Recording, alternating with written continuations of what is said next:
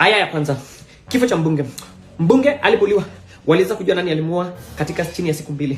Waliweza kumfuata kutoka Mbagathi, wakafuata pikipiki zote, CCTV zote zilikuwa zinafanya kazi, wakamfuata wakajua mpaka mahali anaishi, wakapata mpaka bunduki ambayo ilimuua na wakashika mwingine akienda kuhepa kwa boda, na wote sasa wako karibu kuhukumiwa chini ya siku 3. Aya ya pili. Aya ya pili. Kifo cha mwananchi wa kawaida. Soma haraka. Mwananchi wa kawaida alijigonga akajiumiza. Soma kwa haraka. Akajiumiza. Hatuwezi baini sababu CCTV. Soma haraka.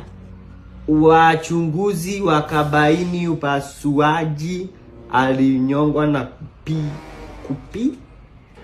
kupigwa. Hauoni ama nini? Gurumi haifanyi kazi. Naye mtemi ana kibu na mshukiwa hangatuki kamwe. Kama ni